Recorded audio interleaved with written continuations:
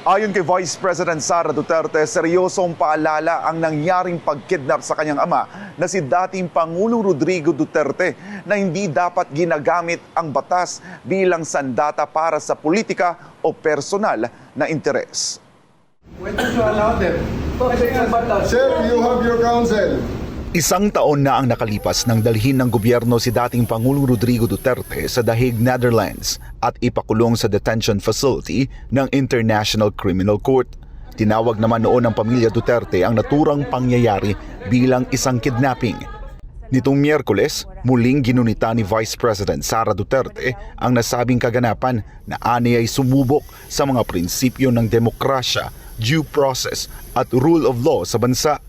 Ang naganap na extraordinary rendition o kidnapping kay dating Pangulong Rodrigo Duterte ay isang seryosong paalala na ang batas ay hindi dapat ginagamit bilang sandata para sa politika o personal na interes.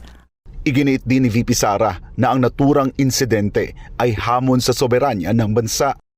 Ang pagyurak sa karapatan ng isang individual sa pamamagitan ng mga irregular na proseso ay hindi lamang pag-atake sa katarungan, ito ay hamon sa ating pambansang soberanya. Dagdag pa niya, ang isang tunay na malayang bansa ay pinapatakbo ng mga institusyong malaya sa anumang panlabas na panghihimasok. Kasabay ng paggunita sa unang anibersaryo ng insidente, nanawagan din si VP Sara sa publiko na manatiling mapagmatyag. Ang anibersaryong ito ay isang panawagan para sa ating lahat na manatiling mapagmatyag.